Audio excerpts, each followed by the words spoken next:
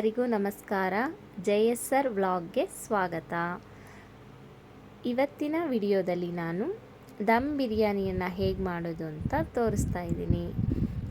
ಇಲ್ಲಿ ನೋಡ್ತಾ ಇರ್ಬೋದು ಎಷ್ಟು ಚೆನ್ನಾಗಿ ಬಂದಿದೆ, ಎಷ್ಟು ಬಿಡಿ ಬಿಡಿಯಾಗಿ ಉದುದ್ರಾಗೆ ಬಂದಿದೆ. ಈ ಥರ ಒಮ್ಮೆ ನೀವು ದಮ್ ಬಿರಿಯಾನಿನ ಟ್ರೈ ಮಾಡಿ.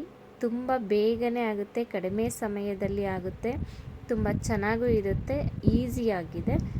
ಫುಲ್ ವಿಡಿಯೋ ನೋಡಿ, ನಿಮಗೆ ಗೊತ್ತಾಗುತ್ತೆ ಎಷ್ಟು ಈಸಿಯಾಗಿ ಮಾಡ್ಕೊಬೋದಂತ. ಹಾಗಾದರೆ ಹೇಗೆ ಮಾಡೋದು ಅಂತ ನೋಡೋಣ ಬನ್ನಿ. ಒಂದು ಪಾತ್ರೆಯಲ್ಲಿ ನೀರಿಟ್ಕೊಂಡು ಕಾಯಿಸ್ಕೊಳ್ತಾ ಇದ್ದೀನಿ. ನೀರೆಲ್ಲ ಕಾಯ್ದ ಮೇಲೆ ಈ ಸ್ಪೈಸಸ್ ಎಲ್ಲ ಆ್ಯಡ್ ಮಾಡ್ತಾಯಿದ್ದೀನಿ. ಚಕ್ಕೆ, ಲವಂಗ, ಸ್ಟಾರ್, ಪಲಾವ್ ಎಲೆ ಎಲ್ಲ. ಇಲ್ಲಿ 2 ಕಪ್ ಆಗುವಷ್ಟು ನಾನು ಬಾಸುಮತಿ ಅಕ್ಕಿನ ನೆನೆಸಿಟ್ಕೊಂಡಿದ್ದೆ, ಅದನ್ನು ಹಾಕ್ಕೊಳ್ತಾ ಇದ್ದೀನಿ. ನೀರೆಲ್ಲ ಚೆನ್ನಾಗಿ ಕಾಯ್ದಮೇಲೆ ರುಚಿಗೆ ತಕ್ಕಷ್ಟು ಉಪ್ಪು ಸ್ವಲ್ಪ ನೋಡ್ಕೊಂಡು ಕಡಿಮೆನೇ ಹಾಕ್ಕೊಳ್ಳಿ, ಮತ್ತು ಚಿಕನ್ಗೆಲ್ಲ ಹಾಕ್ಕೊಳ್ಬೇಕಾಗುತ್ತೆ. ಚೆನ್ನಾಗಿ ಬೆಂದಮೇಲೆ ಒಂದು 80-90% ಬೆಂದಮೇಲೆ ಅದನ್ನು ಬಸ್ಕೊಳ್ತಾ ಇದ್ದೀನಿ. ಬಸ್ಬಿಟ್ಟು ಒಂದು ಕಡೆ ಇಟ್ಕೊಳ್ತಾ ಇದ್ದೀನಿ. ಹಾಗೆ ಬಿರಿಯಾನಿಗೆ ಬೇಕಾಗಿರೋದು ಹಾಕೋದಕ್ಕೆ ಅಂತ ಇಲ್ಲಿ ಎಣ್ಣೆಯಲ್ಲಿ ಸ್ವಲ್ಪ 1-2 ಈರುಳ್ಳಿನ ಚೆನ್ನಾಗಿ ಫ್ರೈ ಮಾಡಿಕೊಂಡು ತೊಗೊಳ್ತಾ ಇದ್ದೀನಿ. ಈ ಥರ ಎಣ್ಣೆಯಲ್ಲಿ ಚೆನ್ನಾಗಿ ಫ್ರೈ ಮಾಡಿ ತೊಗೊಳ್ಳೋದ್ರಿಂದ ಬಿರಿಯಾನಿ ತುಂಬ ಟೇಸ್ಟಾಗಿ ಬರುತ್ತೆ. ನೋಡಿ, ಈಗ ಆಲ್ಮೋಸ್ಟ್ ಆಗಿದೆ. ಈ ಥರ ಕಲರ್ ಬರಬೇಕು. ಈ ಕಲರ್ ಬಂದಮೇಲೆ ತೆಗೆದು ಒಂದು ಕಡೆ ಸೈಡ್ಗೆ ಇಟ್ಕೊಳ್ತಾ ಇದ್ದೀನಿ. ಹಾಗೆ ಒಂದು ದಪ್ಪ ತಳದ ಪಾತ್ರೆನ ತಗೊಂಡು ಸ್ವಲ್ಪ ಎಣ್ಣೆ, ಸ್ವಲ್ಪ ತುಪ್ಪನ ಆ್ಯಡ್ ಮಾಡಿ, ಎಣ್ಣೆ ಕಾಯ್ದ ನಂತರ ಈರುಳ್ಳಿ, ಹಸಿಮೆಣಸಿನ್ಕಾಯಿ, ಕರಿಬೇವನ್ನ ಆ್ಯಡ್ ಮಾಡ್ಕೊಳ್ತಾ ಇದ್ದೀನಿ. ಚಕ್ಕೆ, ಲವಂಗ ಎಲ್ಲ ರೈಸ್ಗೆ ಹಾಕಿರೋದ್ರಿಂದ ಇದಕ್ಕೇನು ಮತ್ತೆ ಆ್ಯಡ್ ಮಾಡ್ತಾಯಿಲ್ಲ ನಾನು. ಈರುಳ್ಳಿ ಎಲ್ಲ ಚೆನ್ನಾಗಿ ಫ್ರೈ ಆದಮೇಲೆ ಟೊಮೊಟೊನ ಆ್ಯಡ್ ಮಾಡ್ಕೊಳ್ತಾ ಇದ್ದೀನಿ. ಒಂದು 2-3 ಟೊಮೊಟೊನ ಹಾಕೊಂಡ್ರೆ ಸಾಕು. ನಾನು ಇಲ್ಲಿ 2 ತೊಗೊಂಡಿದ್ದೀನಿ, ಯಾಕಂದರೆ ಕ್ವಾಂಟಿಟಿ ಸ್ವಲ್ಪ ಕಡಿಮೆ ಮಾಡ್ತಾಯಿದ್ದೀನಿ ನಾನು. ಅದೆಲ್ಲ ಟೊಮೊಟೊ ಸಾಫ್ಟಾಗಿ ಬೆಂದ ನಂತರ ಚಿಕನ್ನ ಆ್ಯಡ್ ಮಾಡ್ತಾಯಿದ್ದೀನಿ. ಚಿಕನ್ ಹಾಕ್ಕೊಂಡು ಸ್ವಲ್ಪ ಚೆನ್ನಾಗಿ ಫ್ರೈ ಮಾಡಿದ ಮೇಲೆ ಸ್ವಲ್ಪ ಶುಂಠಿ ಬೆಳ್ಳುಳ್ಳಿ ಪೇಸ್ಟ್ನ ಅದಕ್ಕೆ ಆ್ಯಡ್ ಮಾಡ್ತಾಯಿದ್ದೀನಿ. ಶುಂಠಿ ಬೆಳ್ಳುಳ್ಳಿ ಪೇಸ್ಟ್ ಹಾಕ್ಕೊಂಡು ನಂತರ ಸ್ವಲ್ಪ ಅರಿಶಿನದ ಪೌಡ್ರು ಹಾಕ್ಕೊಳ್ತಾ ಇದ್ದೀನಿ. ಹಾಗೆ ಸ್ವಲ್ಪ ಪಾಲಕ್ ಸೊಪ್ಪು, ಸ್ವಲ್ಪ ಮೆಂತ್ಯ ಸೊಪ್ಪನ್ನ ಪೇಸ್ಟ್ ಮಾಡಿ ಇಟ್ಕೊಂಡಿದ್ದೆ, ಅದನ್ನು ಆ್ಯಡ್ ಮಾಡಿಕೊಂಡು ಚಿಕನ್ನ ಎಣ್ಣೆ ಒಳಗೆ ಚೆನ್ನಾಗಿ ಫ್ರೈ ಮಾಡ್ಕೊತಿದ್ದೀನಿ. ಹಾಗೆ ಅದಕ್ಕೆ ಬೇಯೋದಕ್ಕೆ ರುಚಿಗೆ ಎಷ್ಟು ಬೇಕಷ್ಟು ನೋಡಿಕೊಂಡು ಉಪ್ಪನ್ನ ಆ್ಯಡ್ ಮಾಡಿಕೊಂಡು ಚೆನ್ನಾಗಿ ಬೇಯಿಸ್ಕೊಬೇಕಾಗುತ್ತೆ. ಹಾಗೆ ಇದಕ್ಕೆ ಬಿರಿಯಾನಿ ಪೇಸ್ಟನ್ನು ಹಾಕ್ಕೊಳ್ತಾ ಇದ್ದೀನಿ. ಈ ಬಿರಿಯಾನಿ ಪೇಸ್ಟು ಮತ್ತು ಪೌಡ್ರು 2 ಥರ ಬರುತ್ತೆ. ನಾನಿಲ್ಲಿ 1 packet biryani paste, 1 packet biryani ಪೌಡ್ರನ್ನ ಆ್ಯಡ್ ಮಾಡ್ಕೊತಾ ಇದ್ದೀನಿ.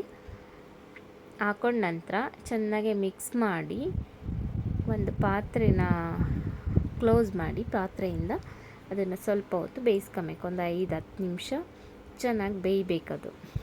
ಸಾಫ್ಟಾಗಿ ಬೆಂದಷ್ಟು ಬಿರಿಯಾನಿಲಿ ತಿನ್ನೋಕ್ಕೆ ಚೆನ್ನಾಗಿರುತ್ತೆ. ನೋಡಿ, ಈಗ ಎಲ್ಲ ಚೆನ್ನಾಗಿ ಬೆಂದಿದೆ. ನೋಡಿ, ಈ ಥರ ಗ್ರೇವಿ ಇರಬೇಕು. ಇಷ್ಟು ಗ್ರೇವಿ ಇರಬೇಕು. ನಾವು ರೈಸ್ ಹಾಕೋದಕ್ಕಿಂತ ಮುಂಚೆ ಇಷ್ಟು ಗ್ರೇವಿನ ರೆಡಿ ಮಾಡ್ಕೊಂಡಾದ್ಮೇಲೆ ಅದಕ್ಕೆ ರೈಸನ್ನು ಈ ಥರ ಹರಡ್ಕೊಬೇಕು. ಸ್ವಲ್ಪನೇ ಎಲ್ಲ ಈ ಥರ ನೀಟಾಗಿ ಹಿಂಗೆ ಹರಡ್ಕೊಂಡು ಹಾಕ್ಕೊಂಡು ಬರಬೇಕು. ನೋಡಿ, ಎಲ್ಲ ರೈಸ್ ಮಾಡಿಟ್ಕೊಂಡಿರೋ ರೈಸೆಲ್ಲ ಈ ಥರ ಹಾಕಿ ನಾನು ಇದು ಮಾಡ್ಕೊತಾ ಇದ್ದೀನಿ. ಈ ಥರ ಹಾಕಿದಾದ್ಮೇಲೆ ರೈಸೆಲ್ಲ ಹಾಕಿದಾದ್ಮೇಲೆ ನಾವು ಏನು ಈರುಳ್ಳಿನ ಪೇಸ್ಟ್ ಮಾಡಿ ಇಟ್ಕೊಂಡಿದ್ವಲ್ಲ ಅದನ್ನು ಈ ಥರ ಹಾಕ್ಕೊತಾ ಇದ್ದೀನಿ. ಹಾಗೆ ಅದ್ರ ಮೇಲೆ ಸ್ವಲ್ಪ ಕೊತ್ತಂಬರಿ ಸೊಪ್ಪನ್ನು ಆ್ಯಡ್ ಮಾಡ್ತಾಯಿದ್ದೀನಿ. ನೋಡಿ, ಈ ಥರ ಎಲ್ಲ ಕೊತ್ತಂಬರಿ ಹಾಕ್ಕೊಂಡಾದ್ಮೇಲೆ ಒಂದು ಸ್ವಲ್ಪ ಹೋಲ್ ಮಾಡ್ಕೊಬೇಕಾಗುತ್ತೆ. ಅದು ಹಬೆಯಲ್ಲಿ ಬೇಯಬೇಕಲ್ವ, ಹಬೆ ಎಲ್ಲ ಮೇಲಕ್ಕೆ ಬರಬೇಕು. ಹಾಗಾಗಿ ಒಂದು ಸ್ಪೂನ್ ಏನಾದ್ರು ತೊಗೊಂಡು ಈ ಥರ ಹೋಲ್ ಮಾಡ್ಕೊತಾ ಇದ್ದೀನಿ. ಈ ಥರ ಕ್ಲೋಸ್ ಮಾಡಿ ಅದ್ರ ಮೇಲೆ ಏನಾದರೂ ವೆಯ್ಟ್ ಇರೋ ಅಂಥದ್ದನ್ನ ಇಡಬೇಕಾಗುತ್ತೆ. ಒಂದು 15-20 ಮಿನಿಟ್ಸ್ ಈ ಥರ ಇಟ್ಟು ಹಬೆ ಒಳಗೆ ನಾವು ದಮ್ ಕಟ್ಟಬೇಕಾಗುತ್ತೆ.